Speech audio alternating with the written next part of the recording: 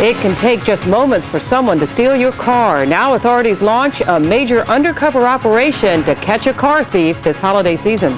Residents in the growing community of Lathrop may not have to travel as far for their milk and butter. We'll tell you about some new shopping opportunities. And some lunch wagon owners in Stockton say location is everything, and now they're fighting for just the right spot to feed hungry customers. You're watching News 10 with Jennifer Smith and Dale Shornack. This is News 10 at 6. Good evening, and thank you for joining us. Well, by the time this half-hour newscast is over, police say 2 cars in the unincorporated areas of Sacramento County will likely be stolen. It's a bad problem, and between now and Christmas, with shopping malls packed, authorities say it's only going to get worse. So today, law enforcement launched one of the biggest anti-auto theft operations ever in our area. News 10's Dan Adams is live from the parking lot at Sunrise Mall, one of several heavily targeted shopping centers. Dan? Dale, you won't recognize them. They'll be driving cars like this one, maybe that one. Some will have beards, others straggly hair. Some will be wearing sports coats, others will be in rags. They're undercover officers, and starting today, they're working parking lots at local area shopping malls looking for car thieves. We can't show you CHP Sergeant Paul Kennedy. The nice thing about being undercover is they're not going to notice us so much. He doesn't want certain folks to know who he is. They target a lot of the cars that are very easy to steal. Car thieves, who the sergeant and 6 other officers will be cruising shopping mall parking lots this holiday, ready to bust. Any unusual behavior with pedestrians walking among the vehicles parked here, looking inside the vehicles, ducking down in or about or near the vehicles. I'd really hate to come out and find my car gone. But unfortunately, nearly 8,000 times that has happened in the first 6 months this year in Sacramento County alone. More prevalent than thefts are burglaries. Well, that's what happened. They knocked the back window out of my other Z car and tried to get the radio, and it was in the shopping mall. When it comes to auto thefts, Sacramento County ranks 5th nationwide. In the first 6 months of this year, 7,800 vehicles were stolen in Sacramento County alone. So why is it so bad here? Police blame drugs and thugs. We're also seeing people who are drug addicts or ex-cons who actually have no place to live. They're actually stealing cars so they have a place to live, and they're living in these cars because they're actually homeless. There's a Toyota Camry here, which is one of the top stolen vehicles here. Camrys, Civics, Saturns. Parking patrols will be watching them as closely as the thieves are. And they might, just might, even put their own bait cars in the lots, ready to be stolen, unsuspecting thieves ready to be arrested. Undercover and in plain clothes will be utilizing bait cars. So we're going to keep the crooks at bay, so to speak, and keep them guessing. Some tips tonight from the CHP. If you're out shopping, don't put your bags and your presents in the back seat where people can see them. Put them in the trunk of your car.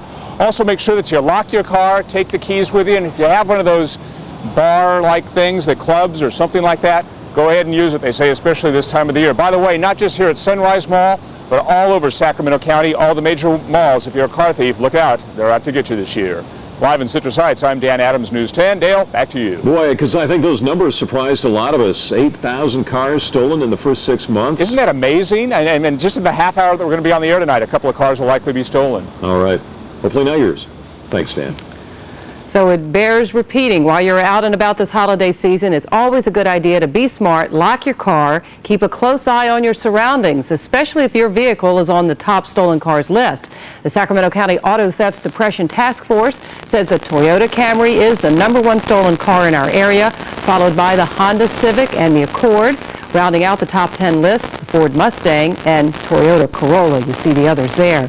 As Dan reported also, one of the most important things you can do to prevent auto theft is not to leave anything valuable inside your car. Now, if you're flying over the holidays, a few things you can do to prevent from becoming a victim at the airport.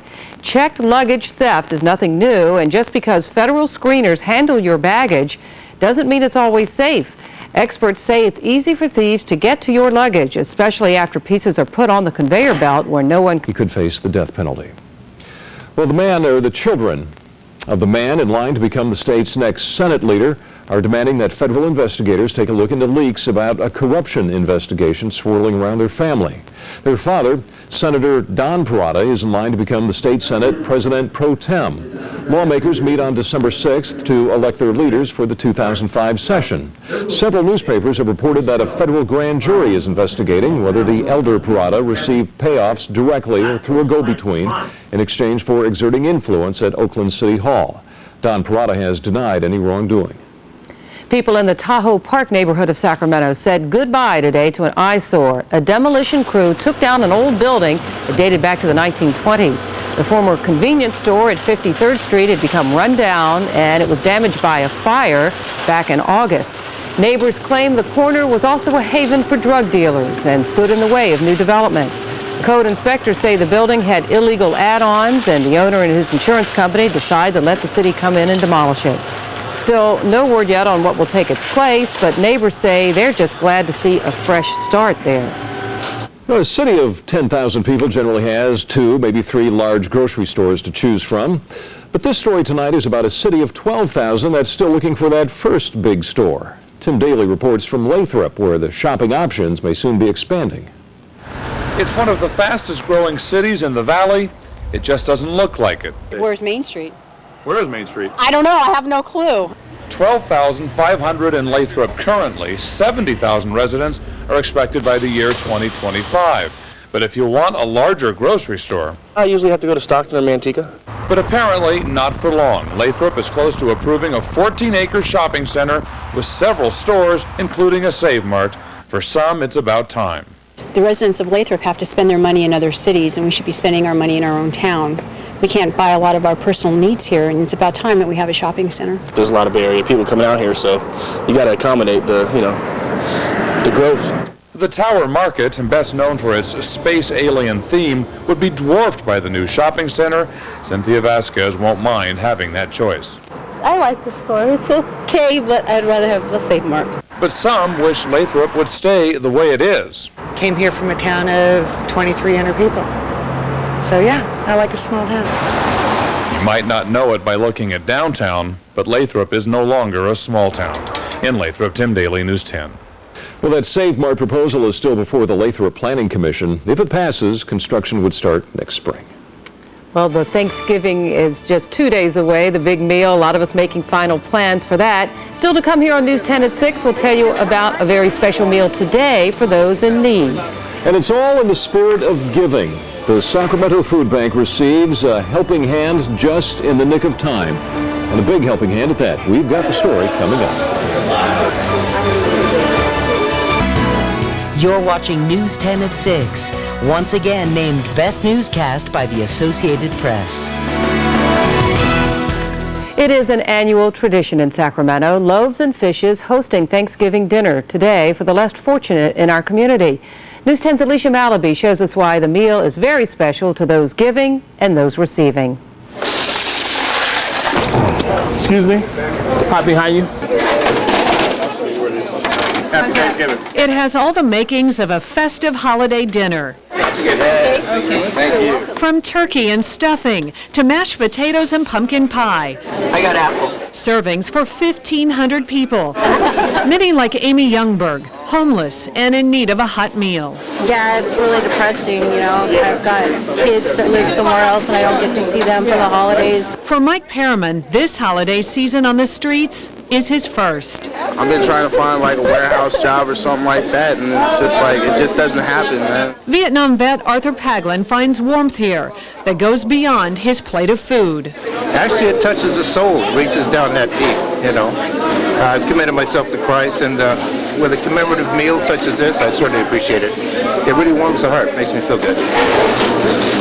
Heartwarming, too, for volunteers like Huang Nguyen, who took the day off from work to cook mashed potatoes. Just the intrinsic value, you're just helping out with people, and you just can't get that, you know, unless you help out.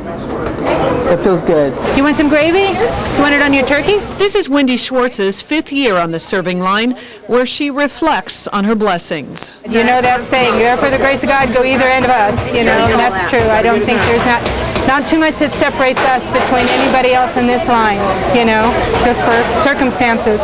One thing. Circumstances that perhaps make this Thanksgiving meal more special than others. Thank you very much, and don't think that it's not appreciated, because it is, and we thank God for you and for everybody that was involved. In Sacramento, Alicia Malaby, News 10. The people at Loaves and Fishes would like to thank everyone in the community for their generosity in donating cooked turkeys, pies, and other food. And then on Thanksgiving Day, the Salvation Army will be hosting. I'm going to have the best Thanksgiving, thanks to this food bank. Jerry and Gary Lardy own a local company. It's called IntelliQuote. Over the summer, they donated $40,000 to Loaves and Fishes to help keep that organization up and running. And you see the response there from people who really appreciate the help. That was an enthusiastic thank you to them and the others who make that happen. Gary and Jerry Lardy, thank you. Well, what kind of temperatures can you expect for your Thanksgiving gatherings? News 10 Alyssa Lynn will join us with a look at the holiday forecast. And they can be a welcome sight on the lunch hour, but so-called taco truck owners are now fighting. A fight for hungry customers is coming to a head in Stockton tonight. The city council will decide whether or not to tighten the rules for the so-called taco trucks. News 10's Karen Massey tells us not everybody is happy about it. ¿Gusta tostado o galleta? Galleta, muy bien. He's only been in business 5 months, but like any entrepreneur, Jesus Gonzalez has figured out what he must do to survive. People know me here, and they always expect me to be here. Here on the same corner on Stockton's Charter Way. For years, lunch wagons have jockeyed for just the right spot. He believes picnic tables and a canopy helps him stay ahead of the competition. If I keep moving, I can't make any money because nobody knows where I'm going to be around. He pays extra to sit in a gas station parking lot and stays despite city rules saying he's supposed to move every 30 minutes. For the last 2 years, taco truck owners have been waging war on another front. Their opponent, restaurants that also sell Mexican cuisine. In me, I pay taxes and the truck is no taxes. Jesus Hernandez owns the Fiesta Mexicana restaurant. He believes more customers might try his sit-down dinners if fast food lunch wagons weren't parked nearby. Every day says more trucks, more and more and more and more. And this is continuing. I pay too much money and the truck is parked in maybe 400 or 300 feet. He likes a plan to make the trucks move every 4 hours in commercial areas, but Gonzalez disagrees. I don't understand the reasoning. I pay for my truck, the rent, permits, and food. I want to be allowed to make a decent living too. In Stockton, Karen Massey, News 10. Well, the Stockton City Council is meeting at this hour on the proposed rules for so-called taco trucks. If the changes are approved, the trucks would have to move every half hour in residential areas, and whether they're near homes or businesses, they wouldn't be allowed to return to any one location during a 24-hour period. All right, we'll let you know what happens at that meeting. Alyssa joining us now. Kind of chilly in the mornings. Yes, and it's going to be even colder by the end of the holiday weekend, but tomorrow afternoon is nice for folks that want to drive somewhere. From tacos to turkey, let's take a look at your Turkey Day forecast. On Thanksgiving Day, it'll be a mix of clouds and sun locally with a high of about 60 and light winds. A front's coming through, but I don't think it'll impact the Sacramento area during the day. Overnight and into Friday, it's a different story. I'll have the 7-day ahead. Let's see our highs and lows from this afternoon. It turned into a pretty nice day, but it was very cold this morning. Patchy frost in areas, not widespread, even though we had that frost advisory out. This morning in downtown Sacramento, it was 39, but it was 32 this morning in Stockton. Highs today in the upper 50s to lower 60s. Outside right now in News 10, it is 54 degrees. We have calm winds and the humidity stands at 65%. So travel day tomorrow, Wednesday, your forecast for Northern California is basically dry other than in the extreme northern about 5th of the state. Not even in Redding, it'll be 68 there, but just to the north and the coast, there'll be some rain showers moving in. South Shore tomorrow at 49 degrees. Mostly sunny in Sacramento, 64. Planning to head to Fresno to see Aunt Mildred. Dale? 62 in Fresno and 64 in San Francisco, 63 in Bakersfield and LA with dry weather down in Southern California. Yesterday they had a kind of a strange snowstorm there in Southern California, not in LA. Satellite and radar composite for the middle of the country. Very stormy here with a complex of weather that continues to produce some possible flooding in Texas, and then stretching on up the eastern seaboard. Some travel delays could be a problem there up towards Washington, D.C., stretching through Atlanta as well. LAX tomorrow should be okay, so should San Francisco. So the western third of the country is in okay shape, but there may be some travel delays if you're going anywhere east of the Mississippi. And then for us, we have a different weather pattern for Friday through Sunday. You'll want to see that before you make your plans. All right, Napa 65 tomorrow, Vallejo with a high of 60 degrees. Mostly sunny in Vacaville breeze with light winds and mostly sunny skies. 62 for Folsom and Elk Grove. It'll be 57 in Jackson. In Yuba City tomorrow, 61. Roseville with a high of 63. A really nice Wednesday. Some people have a half day. Some people don't have to work at all. It should be very nice to get outside and drive. If you want to go up to the Sierra, they will have highs in the upper 40s to lower 50s. All right, here's your 7-day forecast. 64 tomorrow. There's the turkey. At 5, it was the stationary turkey. I don't know if he's joking. He's supposed to be gobbling. But he's going to cough something up here in a minute. A yam, I know it's coming. 60 on Thanksgiving. Then Friday, rain showers. And look what happens after that. Saturday, very chilly, 56 degrees. You're still nibbling at the leftovers through the weekend. Sunday, windy and colder. Here's our coat count. We're at 2,641. Some folks who are collecting are Bear Creek High School Spanish Club, In Sync Dance in Auburn, and Hot Rods Burgers in Sacramento. Well, I didn't mean to criticize the turkey. It was very nice. It's animated. It's great. It's true. Every year I think, oh, here it comes, the little spazzing turkey. Well, you remember all the hurricanes in Florida. Well, they spent almost a month helping Florida residents affected by the very busy 2004 hurricane season. And today, more than 60 AmeriCorps members returned to the Sacramento airport today. Members are from all over the country. This group is based at McClellan Park in Sacramento. A lot of them spent time cleaning up, removing debris, and tarping homes with roof damage. We did see a lot of devastation. We saw debris piles that were higher than the highway bridges. But then we also saw happy people when we went to the door and said that we would be helping them today. And they made a big difference. Roughly 450 AmeriCorps members served those affected by the hurricanes over the last 3 months. Oh, nice job. The Kings are looking to extend their winning streak to 6 games tonight. We like that, Will. Yes, 6. we do. It makes everybody happy, makes us all happy, and we'll have a live report for everybody from Arco Arena, and the police are looking for this. What to expect out of each other. I think our rotation might be down a little bit better. You know, I was just coming back, but ultimately, I think even then we knew what we could do. We just had to find a rhythm and find a flow, and I think we've begun to do that. We got more confidence. You know, that was one of the games where we were hitting shots. You know, I mean, just you know, kind of easy shots that we missed at the end of the game that, you know, cost us that loss. But you know, we got a lot more confidence now. We're hitting more shots, and we're playing at home.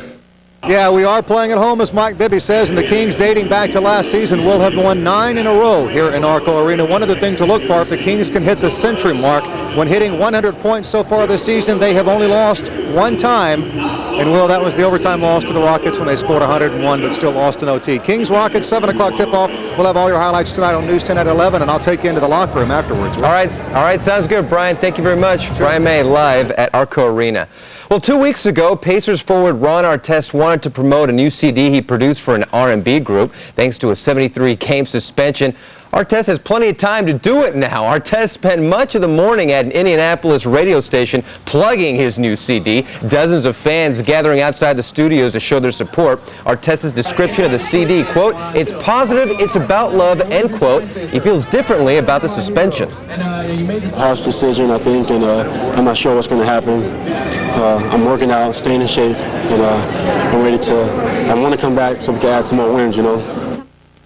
Police are looking for the man who threw a chair during Friday night's melee. A fan who snuck in a camera captured it all on video. It's hard to see here, but he ends up running away, and he ended up having his hands on the chair just as he was about to throw it. Investigators hope someone will recognize him. Lou Holtz says South Carolina couldn't have hired a better guy than a well-known, proven winner who he likes to play golf with. That golf partner is Steve Spurrier. Spurrier signing a 7-year deal worth $1.2 million a season. The old ball coach says he's had a healthy dose of humility, so he says that should help him out in his next stint in college football coaching, because Spurrier's known to run up the score a little bit and talk. Yep, we know that. All right, thank you, Will.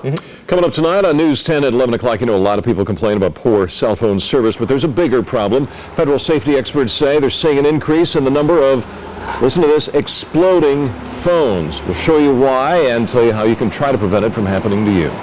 And she calls herself unorthodox, even a little crazy, but in a good sort of way. Tonight we'll honor a woman who's devoted 5 decades to teaching children, and she is still going strong. It's a story you'll only find tonight, along with a scarf dance on News 10 at 11 o'clock. You're going to love it. She's great.